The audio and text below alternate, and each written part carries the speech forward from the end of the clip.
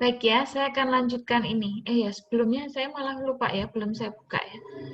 Assalamualaikum warahmatullahi wabarakatuh. Waalaikumsalam warahmatullahi Waalaikumsalam warahmatullahi wabarakatuh. Oke ya, kita buka dengan basmalah bersama-sama. Bismillahirrahmanirrahim. Langsung saja karena waktunya terbatas ya. Kemarin juga nggak selesai. Kita masuk ke klasifikasi hipertiroid. Tadi sudah saya jelaskan bahwa penyebab hipertiroid itu bisa disebabkan oleh karena ketidaknormalan hipotalamus, hipofisis, kemudian kelenjar tiroid ataupun faktor-faktor penyebab non kelenjar. Ya, klasifikasi hipertiroid yang sering digunakan itu ada klasifikasi hipertiroid primer dan ada yang sekunder.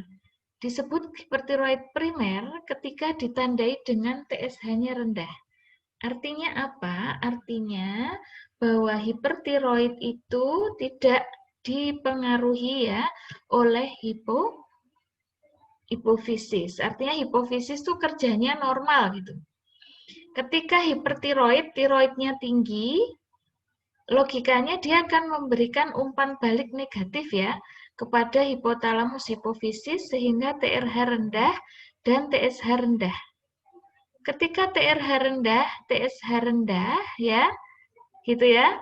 Maka ini bisa menjadi penanda semakin tinggi hipertiroidnya, semakin parah hipertiroidnya, maka kadar tiroid semakin tinggi, berarti feedback negatif atau umpan balik negatif kepada hipotalamus hipofisis juga semakin besar. Artinya apa? Artinya TRH dan TSH semakin rendah. Ya, ini adalah hipertiroid primer. Jadi logika hipertiroid primer seperti itu. Jadi umpan balik itu mekanisme feedback ke TSH dan TRH-nya masih jalan. Sehingga ciri-cirinya tiroidnya tinggi, TSH-nya rendah. Kemudian ada klasifikasi yang kedua yaitu hipertiroid sekunder. Hipertiroid sekunder itu adalah kondisi di mana tiroidnya tinggi ya, tetapi umpan balik negatif kepada hipotalamus hipofisis ini tidak bekerja dengan normal. Sehingga TSH yang seharusnya menurun ya karena ada feedback negatif, ini TSH tetap tinggi. Ya, TSH tetap tinggi. Ini biasanya disebabkan ya hipertiroid sekunder ini disebabkan karena persoalan yang ada di hipofisis ya, karena persoalan yang ada di hipofisis. Bisa karena adenoma ya, bisa karena resistensi yang ada di hipofisis ya. Jadi semuanya disebabkan karena persoalan hipofisisnya yang bermasalah, bukan karena faktor pada sintesis tiroid yang ada di kelenjar atau faktor non kelenjar. Jadi penyebabnya hipofisis. Jadi ini garis besar ya, klasifikasi yang sering digunakan. Sehingga kemarin terakhir tampaknya ini ya, saya ini mengulang sedikit ya, supaya masuk ya, supaya Anda nyambung. Kemarin terburu-buru di sini kemarin ya. Jadi normalnya pasien hipertiroid itu ya, dicek pertama kali dengan melihat ya kadar tiroidnya kan tinggi gitu ya. Tiroidnya apa? Disertai TSH rendah atau TSH tinggi itu perlu dicek untuk melihat termasuk hipofisis, termasuk hipertiroid primer atau sekunder. Kalau hipertiroid primer, maka TSH-nya akan rendah. Artinya apa? Umpan balik negatifnya masih berlangsung normal. Kalau TSH rendah ya, kemudian diukur T4-nya. Kenapa kok T4 dulu yang diukur? Karena memang lebih lazim ya, T4 tinggi itu lebih lazim dan memang pengukurannya lebih lazim, lebih banyak digunakan ya di rumah sakit sehingga ketika T4 itu ada dua kemungkinan ya, T4 itu tinggi atau T4-nya normal. Kalau T4-nya tinggi ya normal ya, yang namanya hipertiroid pasti ya tiroidnya tinggi, dalam hal ini T4-nya tinggi. Tetapi kalau T4-nya normal, maka kita harus cek. Biasanya ketika T4-nya pasien itu hipertiroid, T4-nya kok normal, sementara TSH-nya rendah, maka yang tinggi berarti T3-nya. Gitu ya, biasanya diikuti dengan peningkatan T3. Ya. Kalau T3-nya tinggi, maka disebut T3 toksikosis. Tetapi kalau ternyata TSH-nya rendah, T4-nya normal, T3-nya juga normal. Berarti apa itu? Itulah yang kemudian disebut sebagai hipertiroid subklinik. Ya, ini kejadiannya sebenarnya bukan hipertiroid yang sebenarnya gitu ya, tapi hipertiroid subklinik ya. Ini kadang-kadang juga terjadi karena pemberian obat atau karena pasien mengalami kehamilan sehingga sedikit mengalami peningkatan tiroid ya. Sementara kalau T4-nya tinggi ada banyak kemungkinan ya, ada banyak kemungkinan. Kita bisa cek dari radioaptik iodiniat RAIU-nya ya. Kalau RAIU-nya tinggi, biasanya persoalannya adalah persoalan sintesis tiroid yang berlebihan, yang sangat tinggi di kelenjar tiroid. Itu bisa karena Graves' disease, ya. Biasanya ditandai dengan kelenjar tiroid yang difus, ya. Sementara kalau ada nodul-nodul, itu biasanya karena adanya adenoma, ya, atau toxic multinodular goiter. Nah, ini persoalannya semuanya ada di kelenjar tiroid yang mengalami perubahan pada sintesis, dalam hal ini adalah berlebihan ya. Ini bisa karena Graves' disease, bisa karena toxic multinodular atau toxic adenoma. Ini semacam benigna atau tumor ya. Kemudian tiroid ketika T4 tinggi tetapi radioaktif iodine uptake-nya rendah, maka biasanya disebabkan karena faktor-faktor yang non-kelenjar, atau kalaupun faktor kelenjarnya itu faktor yang sifatnya tidak dominan, ya. Misalnya adalah karena faktor inflamasi atau peradangan di kelenjar tiroid. Peradangan yang terjadi di kelenjar tiroid itu bisa menyebabkan tiroid itu sedikit mengalami peningkatan, tetapi tidak sampai menyebabkan kadar yang sangat tinggi, sehingga radioaktif iodine uptake-nya tidak terlalu tinggi, gitu ya, masih di bawah 10% misalnya. Kemudian kemungkinan yang lain adalah TSH-nya tinggi tadi ya, T3 atau T4-nya tinggi, tapi TSH-nya juga tinggi. Idealnya, logikanya seharusnya kalau T4, T3 tinggi kan harusnya menekan TRH, TSH ya. Tapi ini TSH-nya tinggi, kenapa? Karena hipofisis yang mengalami gangguan, di mana dia overproduksi TSH. Atau hipofisisnya tidak peduli gitu ya, tidak sensitif dengan rangsangan feedback negatif dari kelenjar tiroid. Nah, ini tadi yang disebut sebagai hipofisis hipertiroid sekunder ya.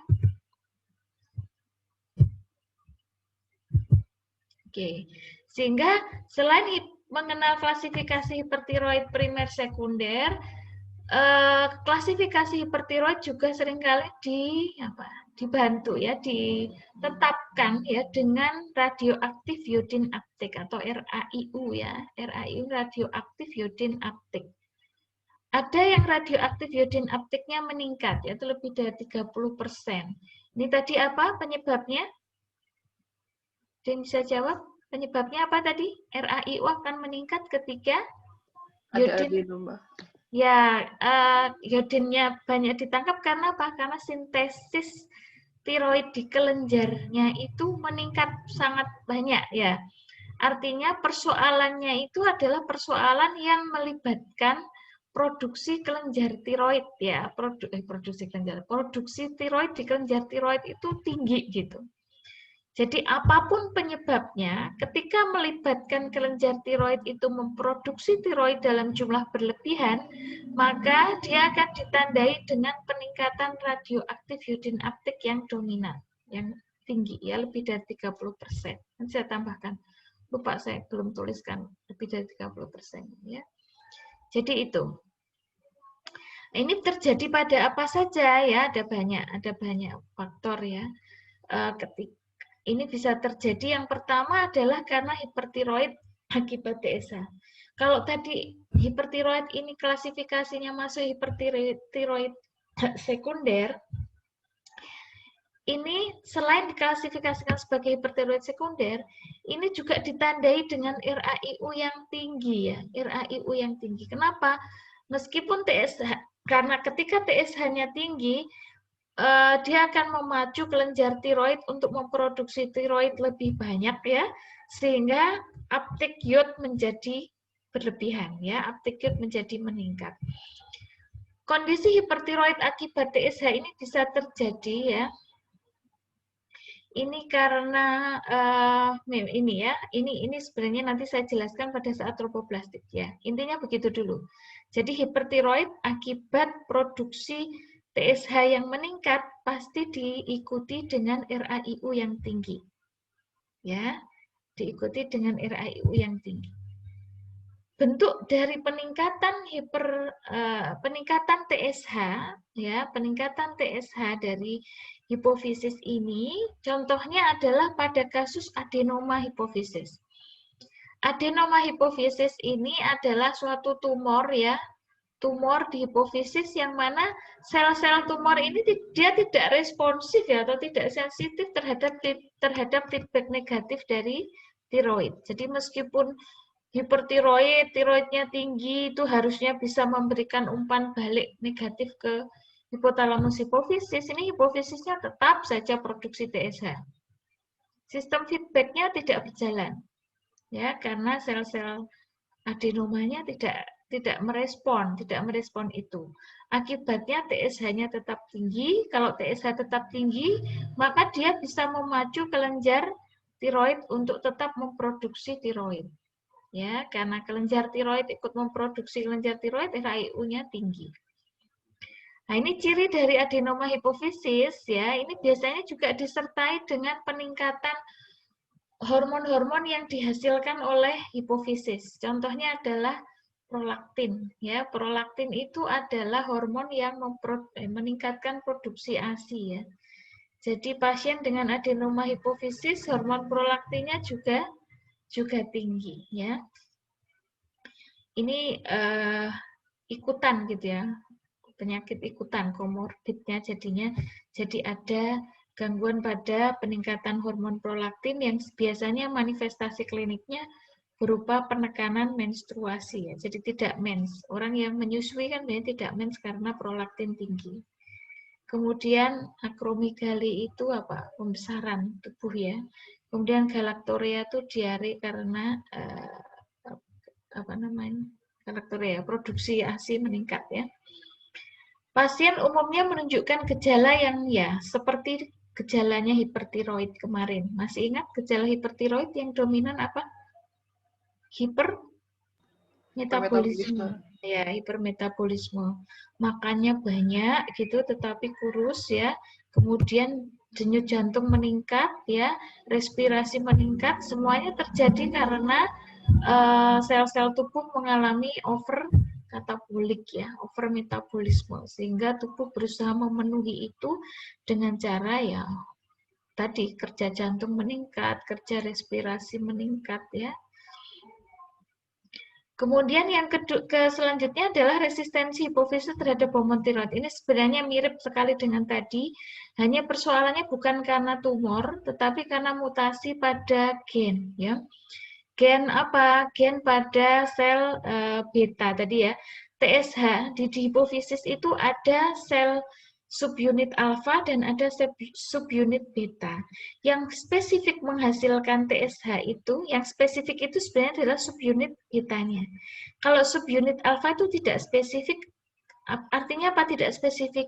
Artinya banyak ya, ada beberapa hormon di dalam tubuh yang menyerupai ya, menyerupai TSH subunit alfa ini. Sehingga dia juga kadang-kadang mengecoh ya, mengecoh atau bisa mengecohnya apa? Bisa memacu kelenjar tiroid untuk memproduksi tiroid gitu. Contohnya nanti adalah HCG. HCG hormon HCG itu gonadotropin, chorionic gonadotropin ya. HCG ini hormon yang dihasilkan pada siapa? Pada wanita hamil ya. Orang hamil banyak dihasilkan HCG. Makanya orang hamil ada kecenderungan kemudian seperti hipertiroid ya, karena HCG itu memiliki subunit alfa TSH yang dia itu juga seperti ya, bekerjanya itu jadi bisa mengecoh ya kelenjar tiroid, jadi dia bisa memicu ya, sedikit memicu kelenjar tiroid. Sementara yang spesifik itu adalah TSH yang subunit beta. Nah, ini kalau pada orang yang mengalami mutasi ya pada gen TSH bagian subunit beta, maka hipofisis juga resisten terhadap umpan balik negatif dari kelenjar tiroid, sehingga TSH juga tetap tinggi. Kalau TSH tinggi ya kelenjar tiroid memproduksi tiroid juga lebih tinggi. Jadi mirip ya, ini problemnya ada di hipofisis. Jadi hipertiroid bisa disebabkan karena persoalan yang ada di hipofisis. Ini persoalan yang pertama. Kemudian persoalan yang kedua ini sudah masuk di persoalan kelenjar. Ya, contohnya adalah Graves' disease. Ini adalah penyakit yang paling banyak menyebabkan hipertiroid. Jadi hipertiroid itu paling dominan disebabkan karena Graves' disease. Apa penyebabnya? Orang kadang menyebutnya dengan idiopatik. Nah, idiopatik itu penyakit yang tidak tahu penyebabnya. Tidak tahu penyebabnya itu tidak bisa dicegah. Kalau ditanya faktor risikonya apa? Nggak ada faktor risikonya karena memang nggak bisa dicegah. Lalu siapa yang kena ya? Ini yang kadang-kadang keilmuan kedokteran modern itu yang paling belum bisa menjawab itu kan penyakit idiopatik. Jadi kalau Anda mau belajar tentang terapi alternatif ya, terapi komplement ya, terapi-terapi herbal itu menurut saya menarik itu untuk terapi-terapi idiopatik ini. Karena apa? Pengobatan modern itu sebenarnya belum bisa menjawab itu. Penyakit ini tidak bisa dicegah gitu ya, tiba-tiba saja datang. Lalu kemudian datangnya melalui apa? Oh, melalui ya yang kemudian sering disebut sebagai autoimmune disease ya. Autoimmune disease itu apa? Penyakit yang ditandai dengan tingginya antibodi tertentu ya. Antibodi tertentu di dalam tubuh. Antibodinya spesifik tidak? Ya, spesifik ya. Pada Graves' disease, antibodinya itu adalah dalam bentuk thyroid stimulating antibody atau TSAB. Namanya saja thyroid stimulating antibody, berarti antibody ini memacu sintesis tiroid. TSAB ini bisa berikatan dengan reseptor tirotropin atau reseptornya TSH ya, kemudian memacu kelenjar tiroid untuk memproduksi tiroid. Jadi TSAB ini mirip dengan TSH gitu ya, mirip dengan TSH tetapi ini bentuknya antibody. Kalau tadi HCG itu memang hormon yang memang secara normal dihasilkan pada wanita hamil, kalau ini antibody ini datang dari mana ya? Wallahu a'lam ya. Kemudian tiba-tiba ada di dalam tubuh pasien. Kemudian TSAB ini memacu kelenjar tiroid sebagaimana TSH. Ya. Pada Graves' disease ini kira-kira TSH-nya rendah tidak? TSH-nya rendah ya. Yang tinggi apa? Kok kalau TSH rendah kenapa kelenjar tiroid tetap memproduksi tiroid? Ya karena dipacu oleh TSAB. Ya, yang memacu bukan TSH lagi, tetapi TSAB atau antibody thyroid stimulating, ya, thyroid stimulating antibody. Sehingga pada Graves' disease ini masuk klasifikasi hipertiroid primer ya, karena memang kelenjar tiroid memproduksi tiroid ya dalam jumlah banyak, tapi TSH-nya rendah ya TSH-nya rendah, ya TSH-nya rendah. Dan RAIU-nya tinggi, gitu ya, karena kelenjar tiroid produksi tiroid lebih banyak. Kemudian, ya, efek dari antibodi ini, ya, ada yang kemudian menemukan bahwa, ya, antibodi ini kemudian terdeposit, ya, terdeposit itu apa? Tersimpan, gitu ya, tersimpan, ya, dia berinteraksi, ya, beraksi di banyak-banyak otot, ya, di banyak lokasi di dalam tubuh, kemudian dia terdeposit di beberapa daerah, ya. Dia misalnya bisa bereaksi dengan otot-otot tubuh ya, sehingga kemudian mengalami kelainan otot ya, keluhannya otot ya. Kemudian ada yang terdeposit di paling banyak itu di area sekitar mata atau sekitar okular, sehingga kemudian menyebabkan gangguan okular ya pada Graves' disease. Kemarin sudah ditunjukkan bahwa salah satu manifestasi klinis yang nampak ya, yang bisa dilihat dari hipertiroid adalah apa? Exophthalmos ya. matanya membesar gitu ya. Matanya membesar, bola matanya membesar, kemudian kelopak matanya sulit untuk koordinasi dengan baik ya. Jadi mengedip, biasanya kalau kita mengedip kan kayak refleks gitu ya, cepat. Kalau ini menjadi lambat gitu karena ada deposit dari antibodi tersebut dan ada reaksi autoantibodi yang menyebabkan gangguan pada otot-otot tubuh ya. Jadi ini Graves' disease. Ya, hati-hati nanti ketika membedakan Graves' disease dengan adenoma yang ada di hipertiroid.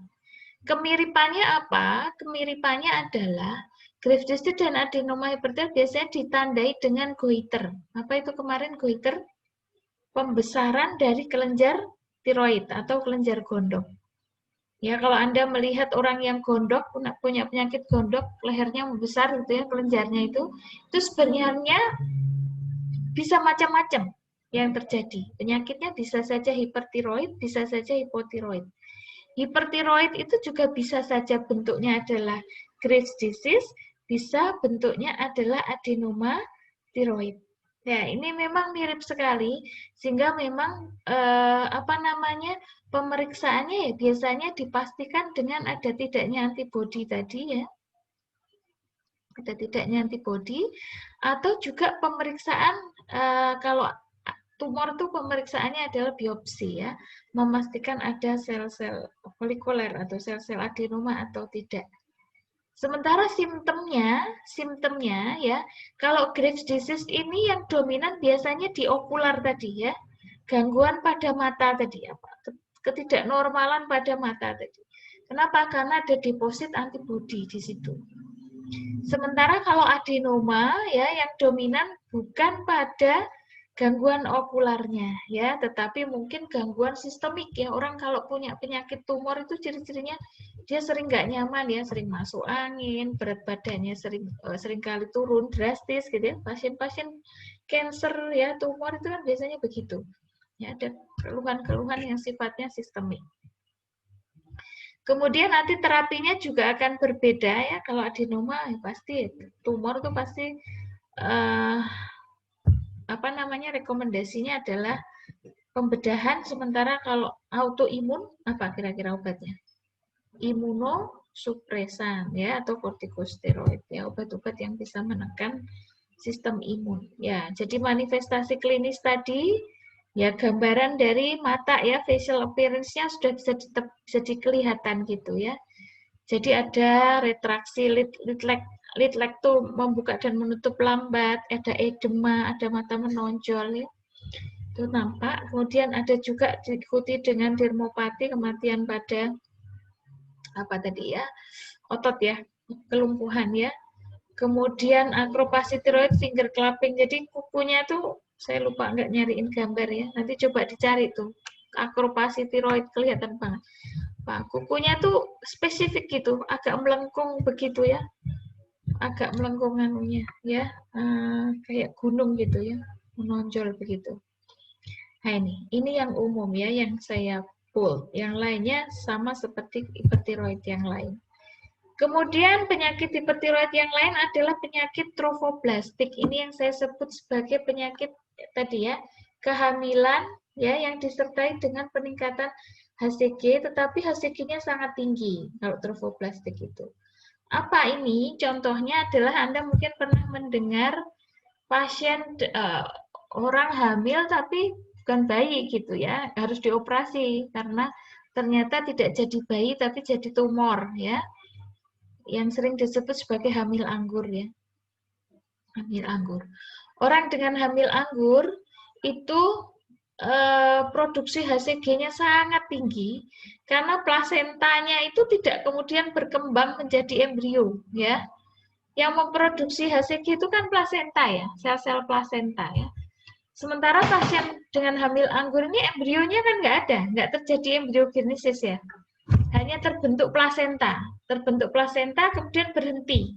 Ya, kemudian mungkin akan malah justru membentuk sel-sel trofoblastik yang banyak itu. Sehingga kadar TSH-nya meningkat sangat tinggi, ya. Sebenarnya ya, potensi atau aksi dari HCG ini sebenarnya 1/10.000-nya TSH. Jadi sebenarnya aksinya rendah gitu, aksinya kecil dibanding TSH. Karena apa tadi? Dia kan nggak spesifik. Dia hanya mirip di subunit alfanya saja, tetapi tidak mirip di subunit beta. Namun pada pasien trofoblastik ya, ini hipertiroidnya ya gejala hipertiroidnya ini bisa muncul ya karena saking tingginya kadar HCG. Dan ini biasanya baru muncul efek-efek tirotoksikosis. Apa kemarin efek tirotoksikosis itu? Ya manifestasi klinis dari hipertiroid ya, contohnya takikardi gitu dah, tremor ya.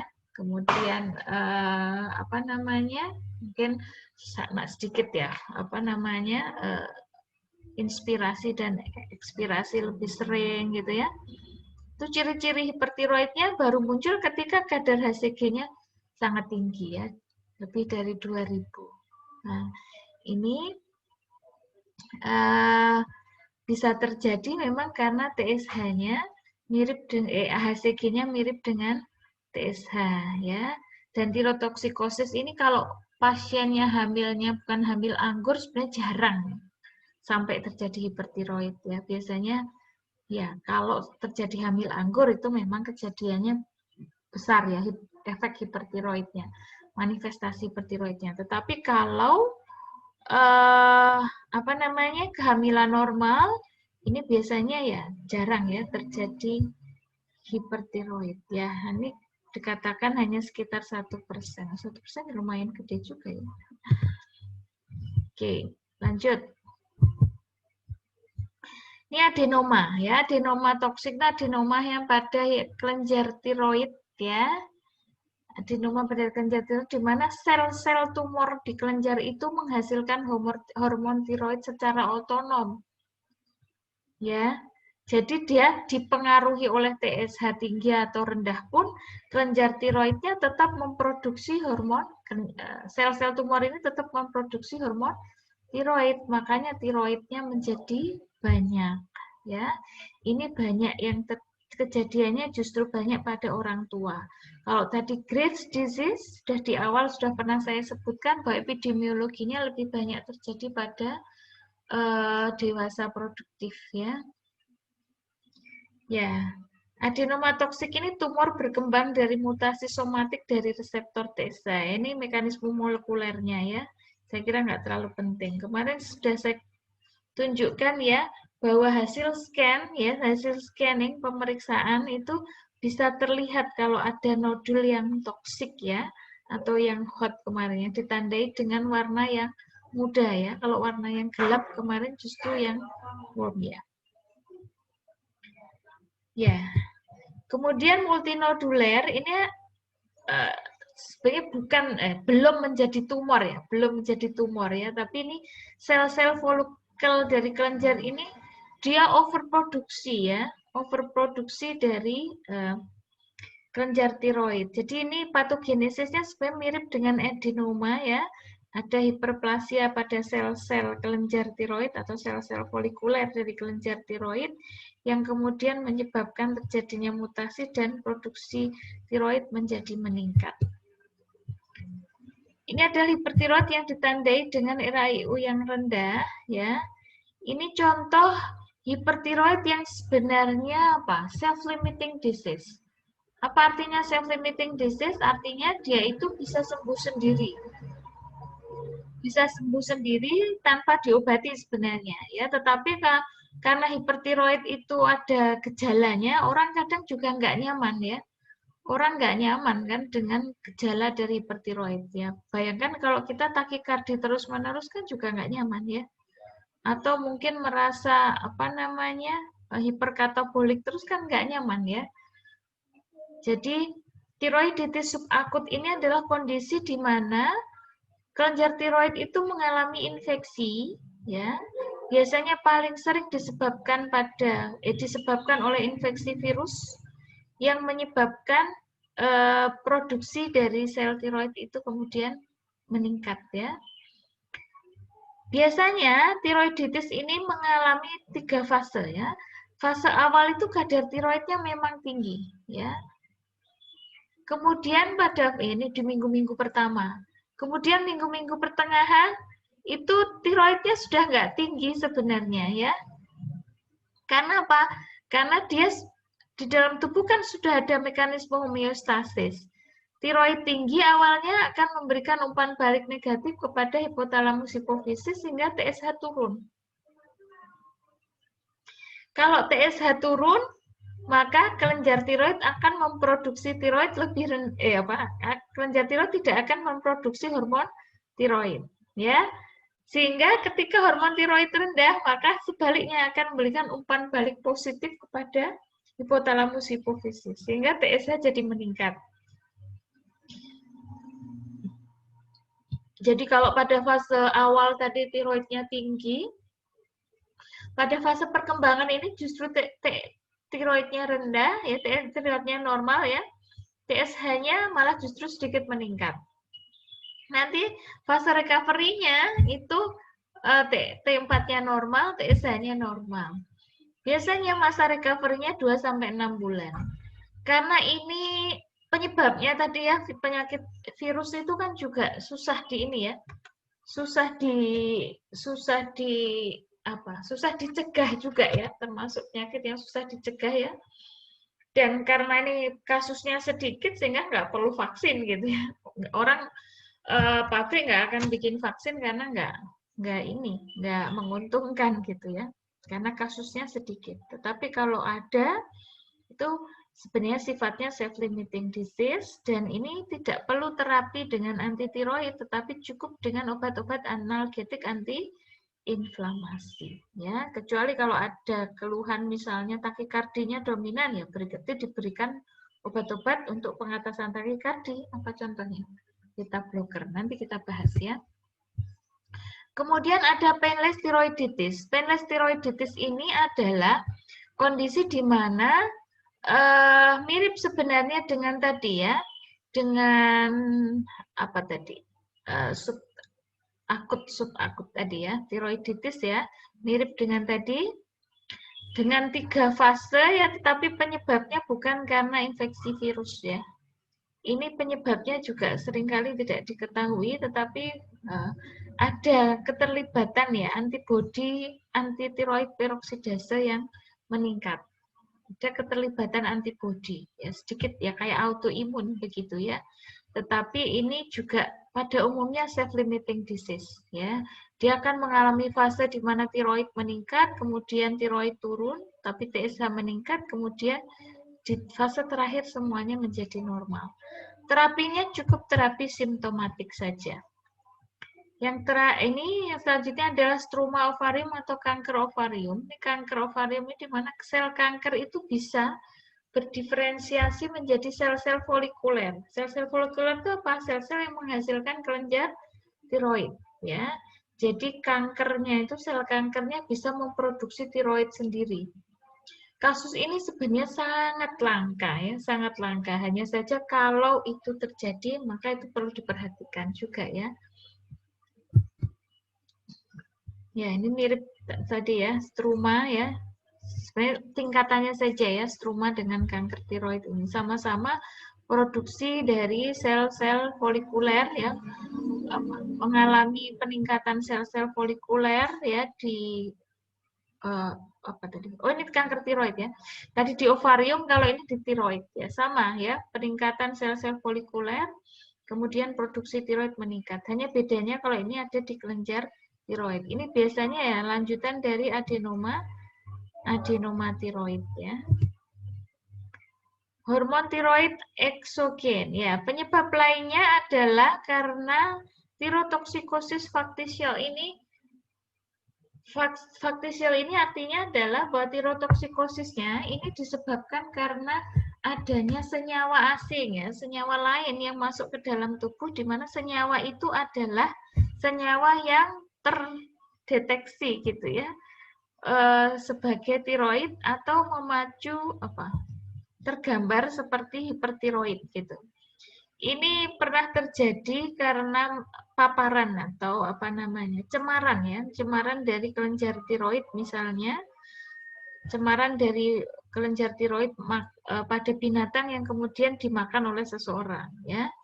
Ini nggak masalah sebenarnya, nanti akan hilang ya. Tetapi kalau muncul manifestasi klinis dari hipertiroid dan itu mengganggu, ya itu berarti perlu terapi simptomatik. Kemudian terapi tiroid karena orang bisa mengalami tirotoksikosis faktisial karena pasien mengalami hipotiroid, kemudian diterapi dengan tiroid sehingga tiroidnya jadi tinggi. Atau yang ketiga ya, penyalahgunaan dari obat-obat hormon tiroid ya. Yang terakhir adalah obat yang mengandung iod. Ini contoh yang sangat dominan adalah amiodaron. Amiodaron ini mengandung 37% iod ya. Setiap 200 mg amiodaron melepaskan 6 mg iod. Dan kadar ini melebihi kadar iod yang ada di dalam tubuh kita untuk produksi tiroid. Sehingga obat ini sering menyebabkan bisa ya, bukan sering ya, bisa menyebabkan ya hipertiroid. Sekarang kita masuk ke terapinya. Ya, karena tadi kalau kita lihat garis besarnya tadi, bahwa hipertiroid itu bisa disebabkan karena penyebab satu ya, bisa tumor. Ya, bisa tumor. Yang kedua bisa autoimun, ya. Yang ketiga apa tadi? Penyebab lain-lain ya. Penyebab lain-lain ya, yang banyak adalah tumor, autoimun, penyebab lain-lain bisa inflamasi ya, bisa antibodi ya, yang mirip dengan autoimun, bisa karena apa tadi? Apalagi tadi?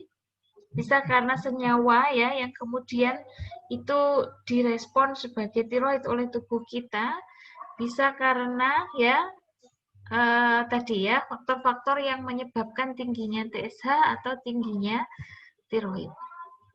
Nah, dari situ maka kita lihat bahwa yang menjadi apapun penyebabnya gitu ya, apapun yang menjadi penyebab, apapun jenis ya dari klasifikasi hipertiroidnya, persoalan hipertiroid yang utama adalah ketidaknormalan T3 dan T4. Kenapa ketidaknormalan T3 dan T4 ini jadi masalah? Ya, karena tingginya T3 dan T4 ini ya biasanya disertai dengan manifestasi klinis. Manifestasi klinisnya apa? Ya hiperkatabolik, takikardi dan sebagainya yang sudah kita sebut tadi.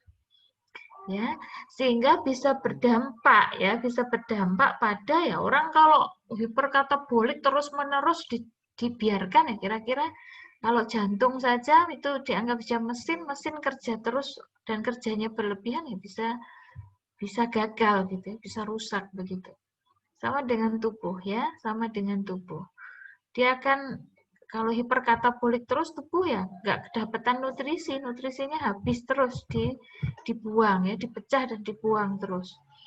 Sehingga memang ketidaknormalan T3 dan T4 ini harus jadi sasaran gitu ya. Sasarannya adalah T3 dan T4-nya harus jadi sasaran. Yang kedua gejalanya. Yang ketiga adalah komplikasinya ya. Sehingga targetnya apa? Targetnya ya bahwa harus dicapai situasi eutiroid. Apa itu eutiroid? Eutiroid itu kondisi di mana kadar tiroid itu normal. Ya, pasien hipertiroid target utamanya adalah tercapainya kadar tiroid normal. Yang kedua adalah gejalanya nggak terjadi, ya, atau gejalanya berkurang minimal. Ya. Kemudian yang ketiga tidak terjadi komplikasi yang lebih parah. Ya. Sehingga tujuan terapinya di awal sudah pernah saya jelaskan, tujuan terapi itu bisa kausatif, bisa simptomatis, bisa preventif. Untuk terapi kausatifnya berarti mengatasi penyebabnya, ya. Penyebabnya apa? Kalau bisa diatasi ya, atasi penyebabnya. Kemudian terapi kausatif yang lain adalah menormalkan kadar tiroid. Yang ketiga, yang selanjutnya terapi simptomatis. Terapi simptomatis itu yaitu dengan mengurangi gejala.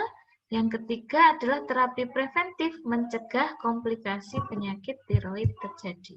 Ya. Strateginya bagaimana? Tadi yang pertama tujuannya adalah menormalkan kadar tiroid. Kalau menormalkan kadar tiroid, maka strateginya ya mengurangi produksi tiroid gitu ya. Yang paling mudah gitu, logika paling mudah. Mengurangi produksi tiroid.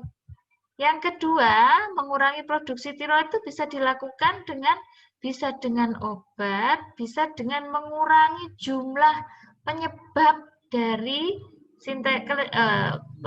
mengurangi yang menjadi penyebab produksi tiroid itu meningkat. Kalau penyebabnya itu adalah sel-sel adenoma, ya dihilangkan sel adenoma tersebut. Kalau penyebabnya sel-sel folikuler tadi ya, yang meningkat ya, sel-sel folikulernya yang diatasi ya. Kalau penyebabnya multinodular ya, multinodulnya dihilangin ya. Bisa dengan apa itu? Yaitu bisa dengan ablasi tiroid atau bisa dengan pembedahan ya, atau ablasi itu bisa juga dengan radioaktif ya, dan dengan pembedahan. Kemudian mengatasi gejala ini nanti yang paling dominan memang gejala itu adalah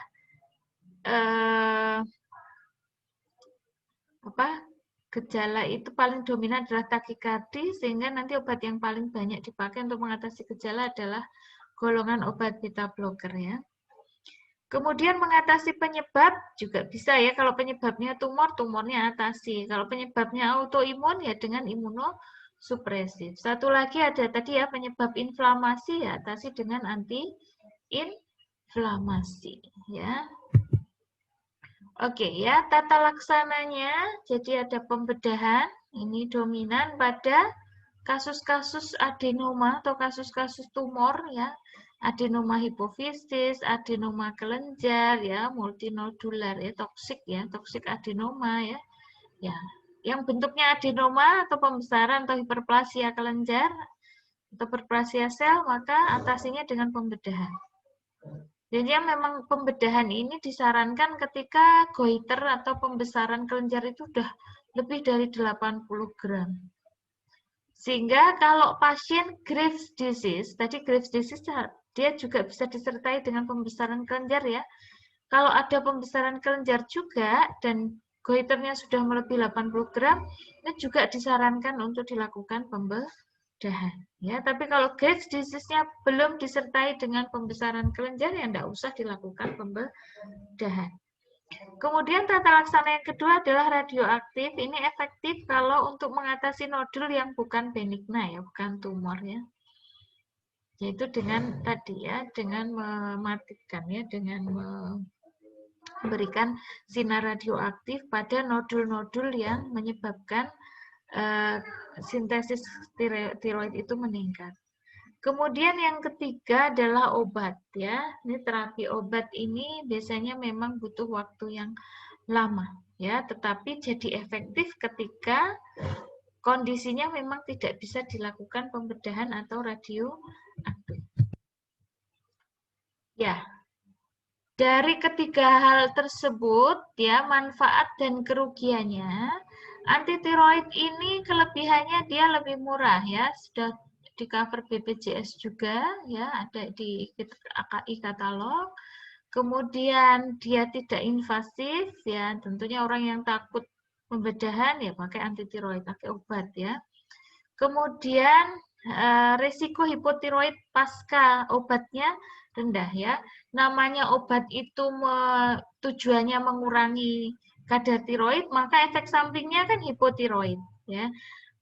Dibandingkan dengan radioaktif dan pembedahan, antitiroid ini memiliki efek hipotiroid yang paling rendah. Jadi ya dari sisi keamanan sebenarnya aman gitu ya. Tetapi efek remisinya besar. Kemungkinan untuk mengalami hipertiroid lagi ternyata cukup besar. Kerugiannya ya, efektivitas terapinya tidak cukup tinggi ya dibanding radioaktif, yaitu 40-50% saja. Tetapi ini bisa menjadi pilihan ya, bisa menjadi pilihan pada kasus-kasus yang tidak bisa dilakukan radioaktif atau pembedahan. Kemudian untuk radioaktif ini paling cocok untuk nodul tadi ya. Kalau hipertiroidnya disebabkan karena nodul-nodul ya, baik yang nodul toksik atau multinodular goiter ya. Ini efektivitasnya bagus ya. Efektivitasnya bagus ya, biayanya ini dari sisi biaya itu sebenarnya karena di cover oleh BPJS saja ya, tetapi memang efek hipotiroidnya tinggi ya. Dia efektivitasnya bagus, tetapi ya efek hipotiroidnya juga terjadi ya. Dan ini nggak mungkin dilakukan pada kehamilan. Padahal pasien hipertiroid itu banyak ya terjadi pada kehamilan ya, pada usia-usia produktif kan banyak. Kalau Graves' disease tadi.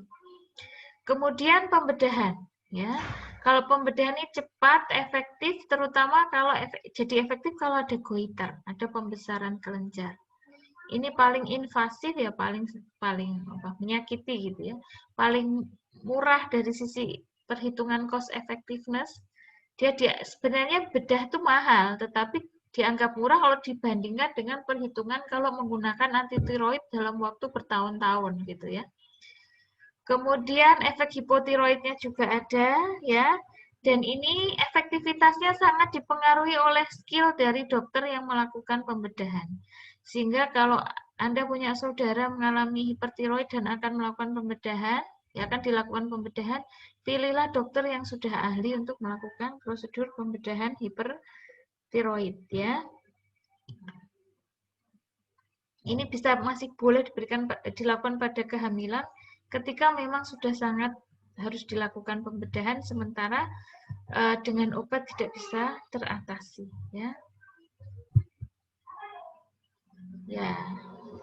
Ini tadi sebenarnya garis besarnya sama ya. Jadi pembedahan ini dipilih ya untuk pasien dengan goiter besar. Kemudian exophthalmos atau pembesaran bola matanya sangat parah ya. Kemudian sudah menggunakan obat tapi tidak efektif. Kemudian ada goiter tapi tidak bisa teratasi dengan radioaktif. Sudah dicoba pakai radioaktif nggak sembuh. Kemudian pasien dengan, nah ini biasanya ditandai dengan ini nih, RAIU-nya rendah, ada malignansi ya, ada nodul besar ya. Atau pasien yang merencanakan akan mengalami kehamilan, misalnya dia pengantin baru gitu ya. Sementara dia mengalami hipertiroid, maka pembedahan ini disarankan. Kenapa? Karena efektivitasnya tinggi. Jadi harapannya nanti pada saat hamil sudah tidak mengalami hipertiroid ya. Tapi kalau dia masih menggunakan obat, maka kemungkinan ya pada saat hamil dia akan masih mengalami hipertiroid ya. Nah ini mekanismenya ya, saya kira enggak, ini ranahnya bukan kita ya. Pembedahan yang disarankan adalah pembedahan total ya, ipsilateral thyroid lobectomy namanya ya. Ini dikontraindikasikan ya pada pasien dengan kardiopulmonal ya, mengalami komplikasi kardiopulmonal, kanker stadium lanjut atau ada gangguan lain yang membuat kondisi pasien tidak memungkinkan dilakukan pembedahan. Kemudian ya, ini yang penting bagi kita sebagai farmasi, jadi sebelum pembedahan, pasien harus dipastikan tiroidnya itu normal. Sementara, meskipun hanya sementara nggak apa-apa, yaitu saat pembedahan. Caranya gimana ya? Diberikan antitiroid, biasanya diberikan antitiroid disertai dengan iodida dan propanolol.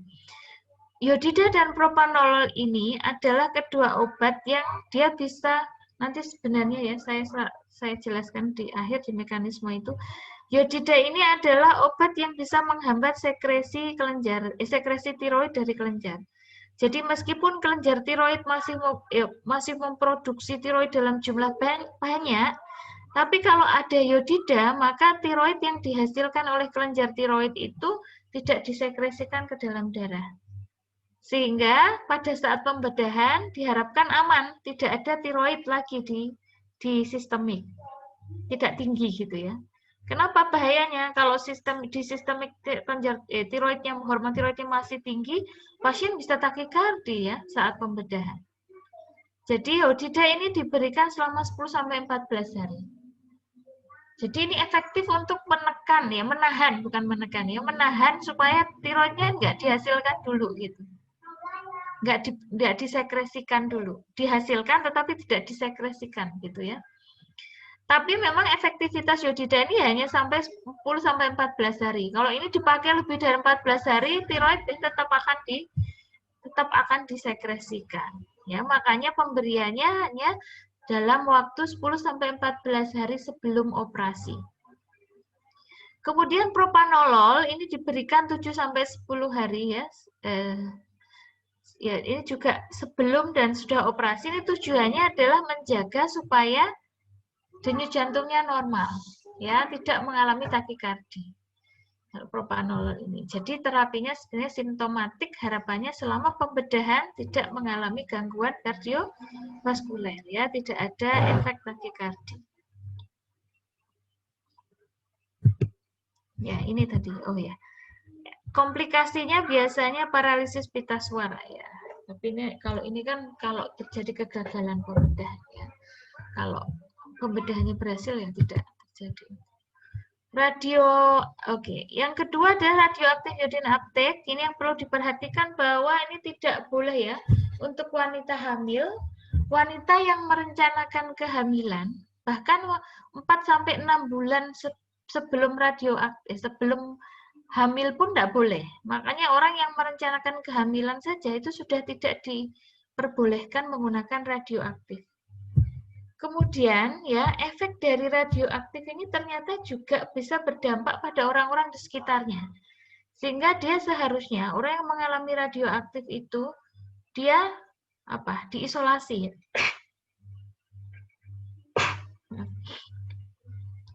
Diisolasi ya, tidak berdekatan dengan orang lain dulu ya dalam beberapa hari sebelum dan sesudah sesudah dilakukan radioaktif. Indikasinya tadi ya, dia tidak ingin hamil, sudah pernah mengalami pembedahan, ya, tapi gagal ya, atau iradiasi sebelumnya. Ketiadaan dokter ahli pembedahan tiroid, ya, dikontraindikasikan menggunakan tiroid. Pasien yang sudah tidak bisa pakai anti tiroid, kemudian tidak ada dokter yang bisa bedah, gitu ya. Kemudian ada nodul, ya. Jadi RAI ini bisa mencegah organifikasi. Kemarin masih ingat ya, organifikasi itu adalah mekanisme di mana iod itu akan berikatan dengan tiroksin ya, sehingga kemudian membentuk monoiodotiroksin ya, monoiodotiroksin ya. Yang kemudian menjadi MIT, DIT dan seterusnya itu ya.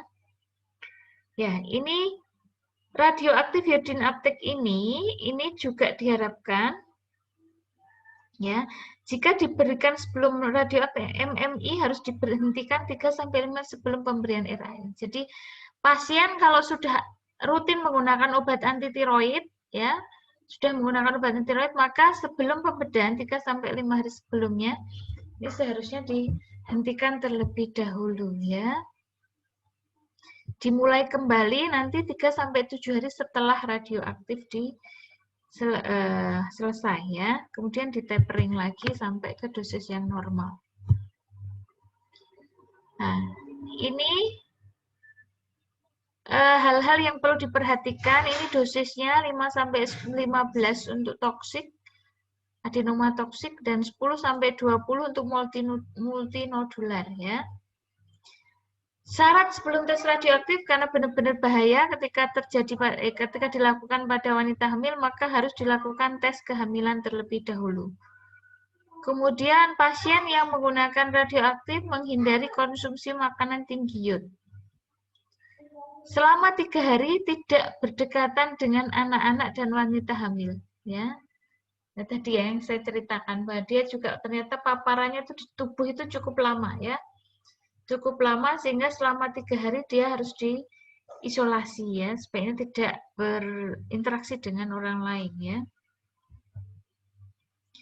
Di Amerika ada aturan bahwa 3 minggu pasca radioaktif tidak boleh berangkat ke sekolah ya, atau tidak boleh berada di kerumunan. Kalau ada anak sekolah ya, anak pelajar atau mahasiswa yang habis dilakukan radioaktif, terapi radioaktif, maka 3 minggu setelahnya dia tidak boleh ke kampus ya, tidak boleh ke kampus, tidak boleh ke sekolah ya.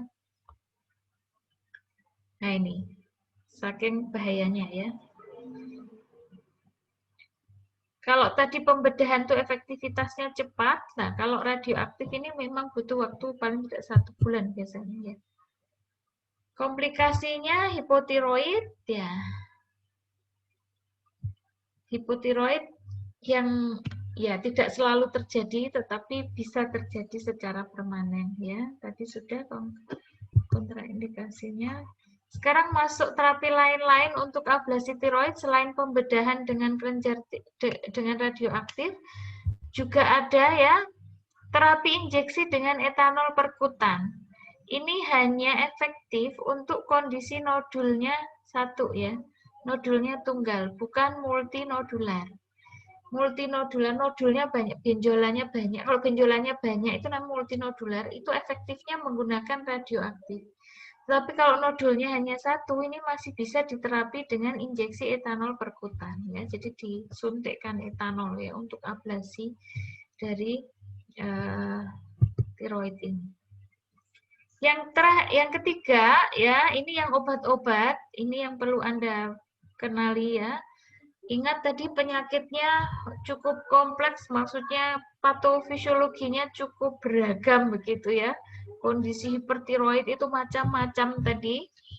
Namun secara umum obatnya sebenarnya malah nggak banyak ya, obatnya nggak banyak. Obat utamanya adalah obat antitiroid yang sering disebut sebagai tionamid. Tionamid itu obat yang bisa mengurangi produksi sintesis tiroid. Yang termasuk di dalam kategori tionamid ini adalah thiourea atau PTU, propylthiouracil, dan carbimazole atau metimazole. Nanti saya jelaskan bedanya apa. Kemudian yang lainnya adalah obat-obat iod ya, kalium iodida ya. Kemudian obat-obat golongan ionik ya. Kemudian obat-obat simptomatik. Yang dimaksud sebagai antitiroid ini sebenarnya obat yang bisa menghambat sintesis tiroid ini hanya 4 saja, yaitu PTU atau thiourea, kemudian carbimazole atau imidazole atau metimazole ya, kemudian kalium iodida dan golongan ionik. Apa bedanya ya? Ini meskipun tidak ada beberapa pendapat beda ya. Thiourea ini ada bukti dia sebenarnya bisa mencegah ya 4 tahapan dari 5 ya, malah 5 tahapan dari sintesis tiroid, mulai dari uptake atau transport, organifikasi ya, coupling, sekresi maupun perubahan T4 menjadi T3 di perifer. Jadi thiourea ini kelebihannya dia itu efeknya itu melalui semua mekanisme sintesis tiroid. Sementara kalau carbimazole bedanya hanya di 1 tahapan saja, yaitu tidak bisa mengubah T4 menjadi T3 di perifer. Bedanya hanya 1 tahap itu. Kemudian kalau iodium atau kalium iodida, dia menghambat sekresi tadi, makanya dia sering digunakan pada orang yang akan mengalami pembedahan ya, seminggu sebelum pembedahan, supaya selama pembedahan tiroid normal. Kemudian yang terakhir golongan ion-ion, anion itu berarti ion negatif ya. Contohnya bromide, fluoride, perklorat ya, cyanat ya, goitrogen. Ini efeknya adalah pada penghambatan uptake iod atau transport iod. Jadi menghambat iod yang ada di plasma masuk ke kelenjar atau masuk ke sel-sel folikuler dari kelenjar tiroid. Kemarin masuknya lewat apa? Lewat pompa natrium iodida ya. Jadi pompa itu dihambat ya, sehingga kemudian iod jadi tidak bisa masuk. Kalau iod nggak masuk, berarti sintesis tiroid juga tidak terjadi gitu ya. Itu golongan obat-obat anti tiroid. Kemudian golongan obat simptomatik nanti yang banyak dipakai adalah golongan yang bisa menghambat gejala atau mengurangi gejala dari takikardi, berarti sifatnya simptomatik, Yang mana untuk obat-obat simptomatik atau mengurangi takikardi dari golongan beta blocker ini memiliki kelebihan. Dia bisa menghambat perubahan T4 menjadi T3 di perifer juga. Ya. Kalau T4 diubah menjadi T3, kemarin apa? T3 itu lebih poten, jadi manifestasi klinisnya lebih parah ya. Kalau T3-nya banyak. Makanya kalau T4 dihambat perubahannya menjadi T3, maka diharapkan manifestasi klinis dari hipertiroid ini juga akan berkurang. Kemudian yang terakhir adalah obat-obat kausatif, yaitu golongan imunosupresan, yaitu dari kortikosteroid, dan golongan obat antiinflamasi ya untuk subakut tiroiditis ya, dan painless tiroiditis tadi. Ini gambarannya ya. Ini iodine transport, ini kategori A ini ya. Tahap A, ini iodine transport, ini dihambat oleh obat-obat anion. Ya, kemudian iodinasi, kopling ya. Ini dihambat oleh golongan PTU-MI, MMI. Ini yang dominan tuh PTU-MMI memang di penghambatan organifikasinya ini ya. Penghambatan organifikasi dan kopling ya. Meskipun dia sebenarnya juga punya efek di tahap pertama dan tahap sekresi maupun tahap perubahan T4 menjadi T3 ya. Kemudian ya, golongan kolkisin, ini resorpsi koloid, ini cukup jarang dipakai ya, tetapi ada golongan tambahan lain yaitu golongan obat-obat litium ya dan kolkisin di mana dia menghambat resorpsi ya. Menghambat resorpsi di D mana D? Resorpsi ya. Jadi DIT dan MIT yang terbentuk kan ya, kemarin kan mengalami eksositosis ya.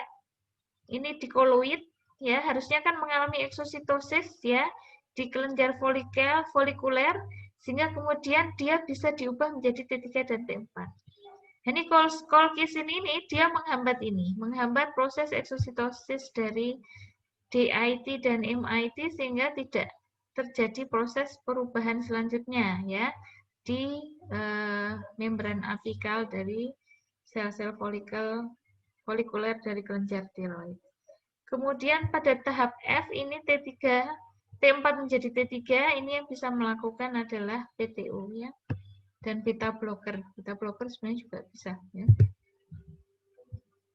Nah, ini penghambat sintesis tiroid ini tadi ya, garis besarnya tionamid ya, tionamin. Tadi apa tionamid itu? PTU dan karbimazol metimazol, ini yang dominan adalah di penghambatan organifikasi dan kopling. Kemudian iodin, ini penghambatan sekresinya. Kemudian anion, itu penghambatan transportnya. Baik, untuk antitiroid tionamid yang perlu kita ketahui ya, ada dua kelas ya. Ada dua kelompok ya, ada dua kelompok. Ingat ini namanya kadang diurasil, profil teori sama ya. Atau golongan yang kedua yaitu imidazol. Imidazol ini ada dalam bentuk metimazol, ini hanya ada di Amerika nih sebenarnya, brand ya, istilah yang menyebut MMI itu di Amerika, sementara di Indonesia sering menyebutnya thiamazol, karbimazol ya, lebih umum ya. Thiamazol atau karbimazol. Nah ini ya, mana yang kemudian first choice sebelum 2016 PTU dimasukkan sebagai kategori obat antitiroid yang paling bagus. Ya. Kenapa ya? Karena logika tadi, logika dia cara bekerjanya bekerja pada semua tahapan sintesis tiroid. Dia bisa menghambat semua tahapan sintesis tiroid. Sehingga efektivitasnya tinggi. Tetapi sejak 2016 ini ternyata ya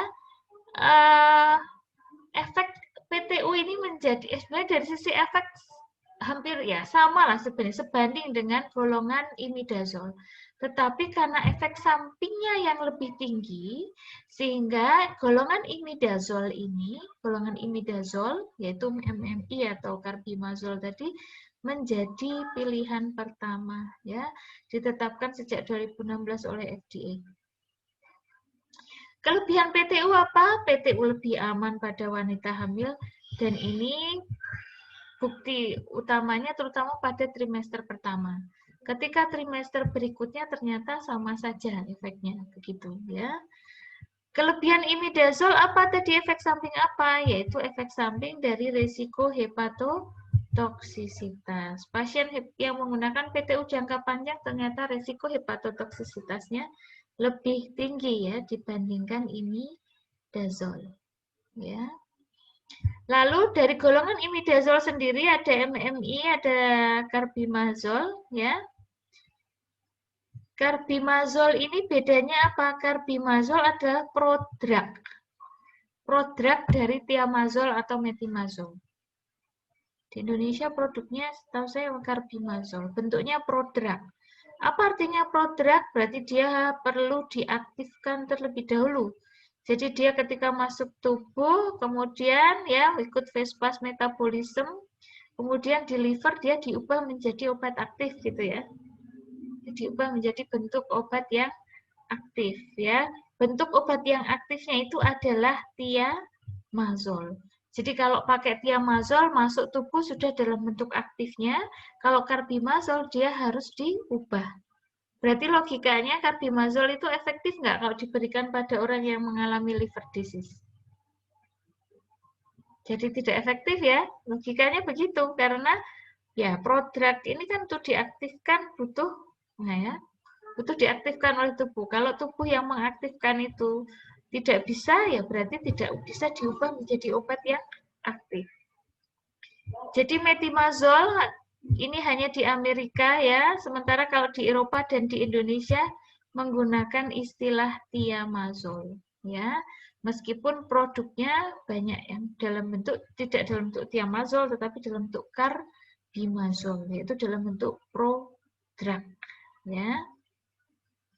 Di Jepang tionamid dengan T4 kadang dikombinasikan karena di sana kok efektif, tetapi hasil studi konfirmasi di Amerika dan di Eropa ternyata kombinasi tionamid dengan T4 tidak efektif ya.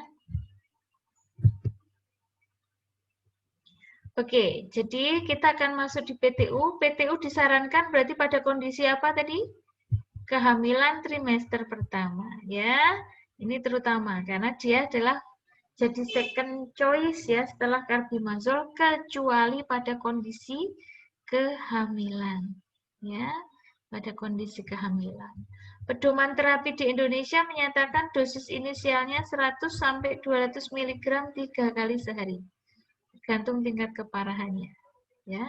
Dosis inisialnya lebih tinggi daripada dosis pemeliharaan. Nanti dosis pemeliharaan, dosis inisial itu sampai kapan? Ya sampai kondisi eutiroid. Biasanya butuh waktu 4 mingguan ya, 4 sampai 8 minggu. 1 sampai 2 bulan. Ini digunakan tiap hari setelah 1 sampai 2 bulan, setelah dicek kalau kadar tiroidnya sudah normal, maka dilanjutkan dengan dosis tiroid yang lebih rendah, yaitu 500 mg 3 kali sehari atau 1 kali sehari. Sampai kapan? Ya sampai manifestasi hipertiroidnya sudah hilang. Itu sudah dinyatakan normal ya. Manifestasinya normal, tiroidnya sudah normal kembali ya. TSH-nya sudah normal. Kemudian ya ini ya dosis awalannya tadi. Ini kalau dosis di biru ya. Kalau di biru dosisnya sekian, 300 sampai 600 untuk 3 kali sehari. Kemudian dosis hariannya 50 sampai 300. Sementara kalau thiamazole atau thiazole itu dia kelebihan dia selain efek samping hepatotoksisitasnya rendah, thiamazole ini juga memiliki potensi lebih besar. 10 kali lipat lebih besar. Apa maknanya potensi? Potensi adalah aktivitas farmakologi pada dosis yang sama. Gitu ya. Kalau PTU pakai dosis 100, thiamazole pakai dosis 100, ternyata efektivitasnya 10 kali lebih besar. Artinya apa? Untuk mencapai efektivitas yang sebanding dengan PTU, thiamazole itu membutuhkan dosis 1/10-nya saja. Kita lihat nih. Kalau dosis PTU disarankan 300 sampai 600 ya, menurut Dipiro, ini Dipiro. Di thiamazole dosisnya hanya 30 sampai 60, 1/10-nya. Dosis hariannya 50 sampai 300, dosis hariannya 5 sampai 30, 1/10-nya saja. Inilah yang kemungkinan menyebabkan ya kenapa efek sampingnya juga jadi lebih rendah ya, karena dosisnya juga lebih kecil. Antitiroid carbimazole memiliki ini kelebihan lain dari antitiroid carbimazole ataupun thiazole ya. Onset dan durasinya lebih panjang ya, terutama carbimazole. Kenapa? Karena dia harus diubah dulu menjadi bentuk aktifnya ya. Potensi carbimazole dibandingkan metimazole masih menjadi perdebatan mana yang lebih baik ya, antara bentuk prodrug atau bentuk aktifnya. Ini masih beda pendapat ini. Saya lihat di Dipiro, kemudian di DIH, ini beberapa berbeda ya dosisnya. Kemudian dosis thiamazole ini ya, dimulai tadi sudah ada dosisnya.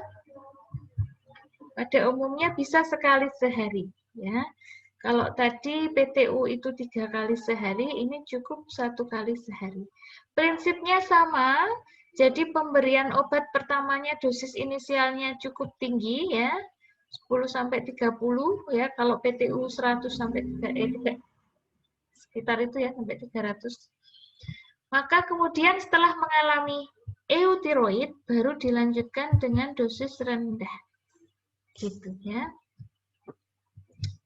Ini pada dosis anak-anak, nih dosisnya sekian, 3 kali sehari. Monitoring pada umumnya sama, thionamid ya, baik carbimazole maupun PTU. Monitoringnya adalah setiap 4 minggu sekali ya, 1 bulan sekali. Pas ya, kalau BPJS itu pasien BPJS kan disarankan biasanya setiap sebulan sekali ya, periksa, kontrol dan ambil obat. Ya. Monitoringnya perlu dilakukan tes darah rutin, bilirubin, enzim transaminase untuk memastikan tidak ada ADR ya. Karena obat-obat ini ADR-nya yang dikhawatirkan adalah agranulositosis dan liver dysfunction. Meskipun tadi saya katakan liver dysfunction akibat carbimazole lebih rendah dibandingkan PTU ya. Agranulositosis itu apa? Tahu nggak? Sitosis itu tinggi, agranulo apa? Sel-sel darah putih ya, neutrofilnya tinggi ya. Jadi ini ditandai dengan harus diikuti dengan pemeriksaan darah ya. Efek lainnya yang terlihat adalah rash dan pruritus ya, tapi bisa diatasi dengan antihistamin tanpa ya, pengatasannya bukan dihentikan tapi diberikan antihistamin. Karena apa? Efek dari hipertiroidnya lebih berbahaya daripada efek rash atau pruritusnya. Gatal-gatal sama merahnya lebih ringan ya, itu bisa diatasi dengan antihistamin ya. Hati-hati dengan agranulositosis, ini biasanya ciri-cirinya itu adalah demam ya, pasien seperti flu-like syndrome. Jadi kalau pasien menggunakan antitiroid perlu diingatkan untuk mengecek kalau ada flu-like syndrome atau gejala-gejala mirip dengan orang kena flu, itu diminta untuk menyampaikan ya. Ini antitiroid ADR dari antitiroid ya, garis besar ada leukopenia. Pada umumnya leukopenia pada ADR antitiroid ini tidak berbahaya sehingga terapi tetap dilanjutkan ya.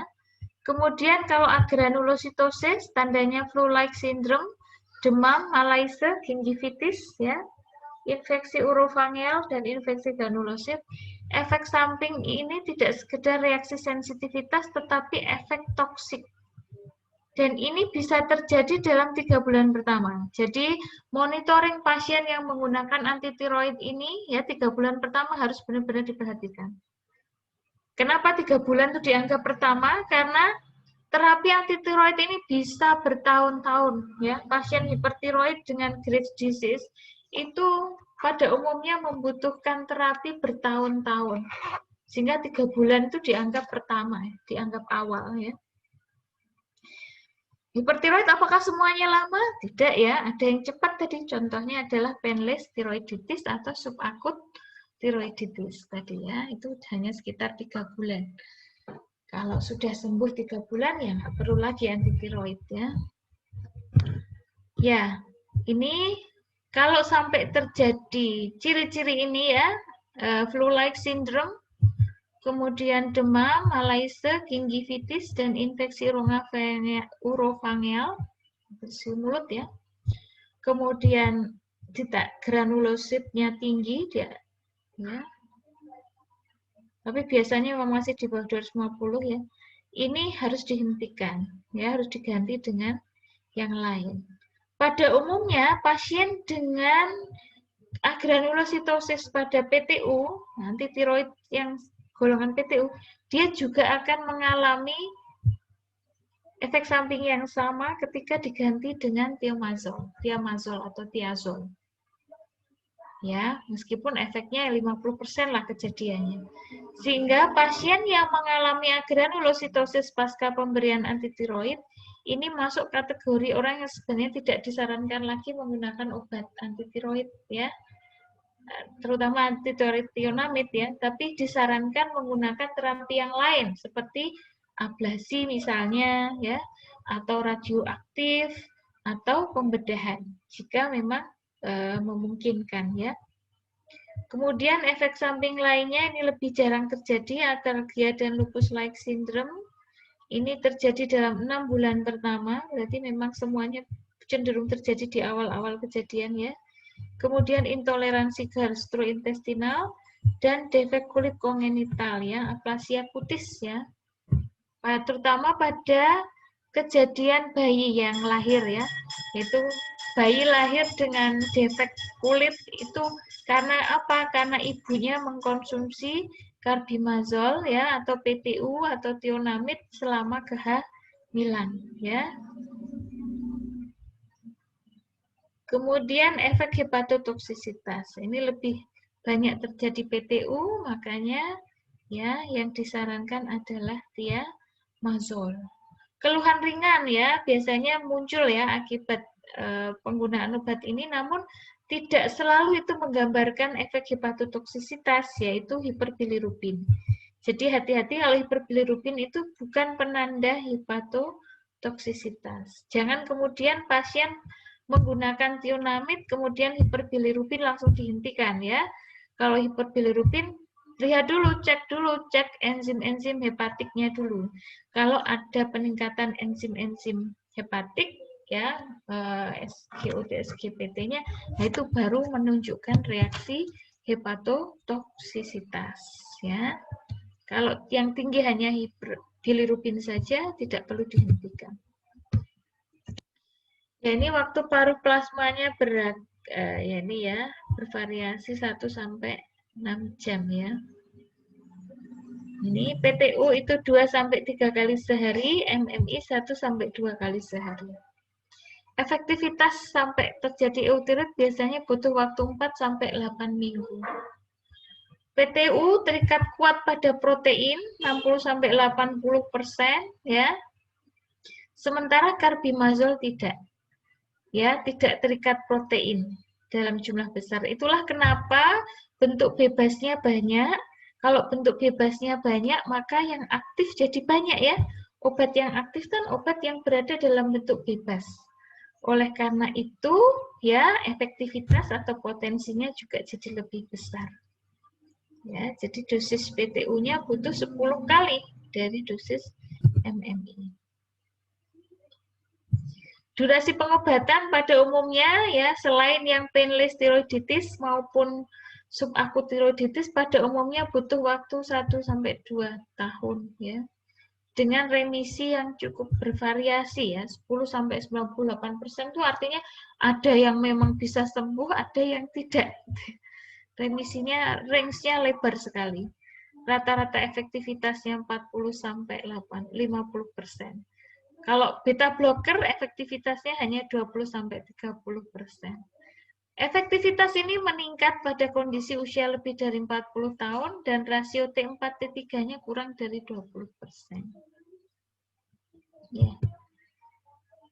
Ini ya prinsip terapinya tadi. Jadi awalnya berikan antitiroid ya, lihat dosisnya ya, kemudian setelah 4 minggu harusnya dicek ya, TSH-nya harusnya normal, tiroidnya juga normal ya. Kalau tiroidnya normal biasanya bisa tercapai, tapi TSH-nya kadang-kadang malah justru yang lebih lama. Kalau TSH-nya rendah, berarti dosisnya perlu dikurangi. Kalau TSH-nya tinggi, berarti perlu ditingkatkan. Kenapa yang menjadi alat ukur lebih pada TSH-nya bukan kadar tiroidnya untuk mengukur kecukupan dosisnya? Karena hipertiroid itu ya ketika pasien hipertiroid itu kan TSH-nya tinggi ya.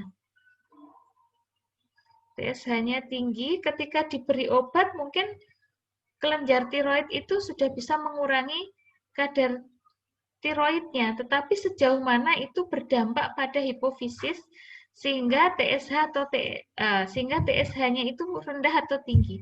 Ketika TSH-nya masih tinggi, ya, maka kelenjar tiroid tetap akan dirangsang untuk memproduksi tiroid. Artinya, ketika pasien hipertiroid diberikan terapi TSH-nya tinggi, ya, maka dia butuh dosis lebih tinggi lagi untuk menekan kelenjar tiroid, ya, untuk menekan produksi dari tiroid. Tapi kalau TSH-nya rendah, berarti malah justru dosisnya perlu dikurangi, ya, prinsipnya begitu. Ini beta blocker itu terapi simptomatik, ya, dia bisa mengeblok aktivitas beta yang dimediasi oleh L-propranolol, ya, di mana aktivitas beta ini adalah palpitasi, efeknya adalah palpitasi, kecemasan, tremor, ya, intoleransi panas, sehingga di mana ini memang kalau kita lihat kemarin di manifestasi ini adalah manifestasi klinis dari hipertiroid. Makanya pemberian beta blocker itu bisa mengeblok ya reseptor beta yang berdampak pada perbaikan manifestasi klinis dari hipertiroid. Dari sisi terapi kausatif, propanolol ya atau nadolol ya yang banyak dipakai untuk hipertiroid ini dari golongan beta blocker, dia bisa mengeblok T4 menjadi T3. Artinya T4 jadi lebih banyak dibandingkan dengan T3 ya. Kalau T3-nya sedikit berarti manifestasi klinisnya jadi berkurang, harapannya begitu karena potensi atau efek dari T3 itu lebih besar. Beta blocker hampir nggak pernah diberikan tunggal, dia selalu dikombinasikan ya dengan antitiroid yang lain karena dia tidak cukup efektif kalau sendirian ya. Karena dia hanya berefek pada tadi ya, pada penghambatan T4 menjadi T3 ya. Beta blocker tidak memiliki efek pada ekskresi elektrolit, tidak memiliki efek pada penurunan antibodi maupun kanker atau struma ya. Sehingga dia tidak efektif ya pada pada kasus-kasus adenoma atau nodular ya. Tetapi efektifnya sebenarnya efektif hanya untuk mengurangi gejalanya saja, tetapi tidak bisa mengurangi nodul, tidak bisa mengurangi struma. Dosis inisial 20-40 mg 4 kali sehari dan bisa ditingkatkan. Bisa ditingkatkan hingga maksimal 240 sampai 480 mg. Ya, cukup tinggi ya. Nah, ini adalah dosis dari beta blocker.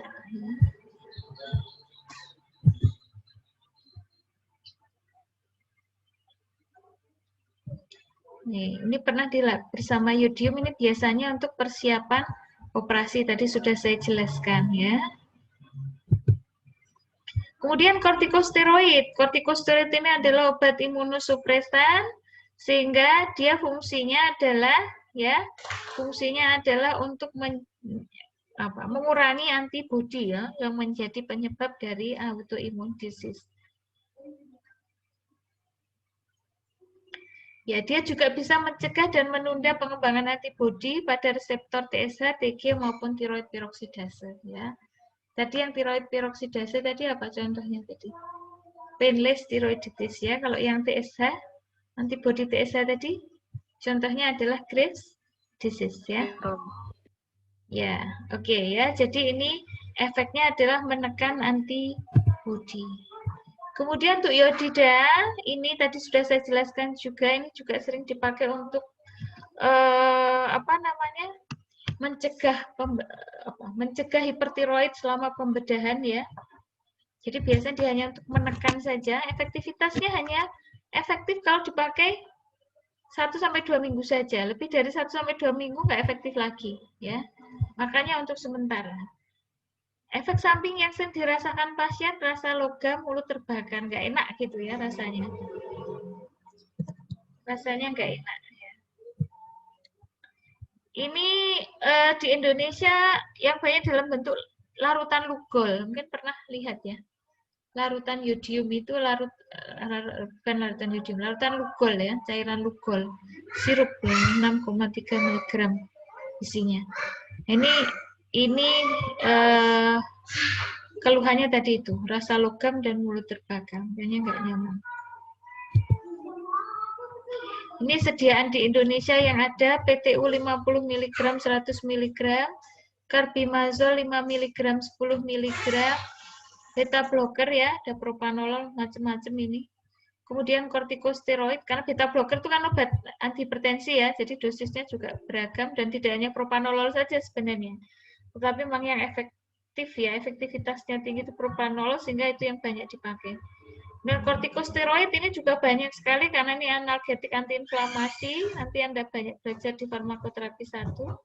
Kemudian iodida dan cairan lugol. Ini yang ada di Indonesia ya. Ini sebenarnya merangkum tapi saya buat per penyakit ya. Tadi saya ringkas saja. Graves' disease obatnya apa? Graves' disease autoimunnya dengan kortikosteroid gitu ya. Mengurangi sintesis tiroidnya dengan antitiroid. Tapi kalau itu gagal mengatasi dan ditandai dengan goiter yang tinggi, yang besar, maka atasi dengan radioaktif atau pembedahan ya. Oke, prinsipnya sama tadi. Pada kehamilan, maka yang dipilih apa? RAI tidak diizinkan. Pembedahan masih diizinkan. Yang disarankan adalah propil tiourasil ya pada trimester pertama. Tetapi pada trimester selanjutnya, propil tiourasil dan carbimazole dinyatakan sama ya efeknya. Ibu, Ya. Mohon maaf izin memotong. Ini Bu, Mas Diki ada izin ini Bu di chat.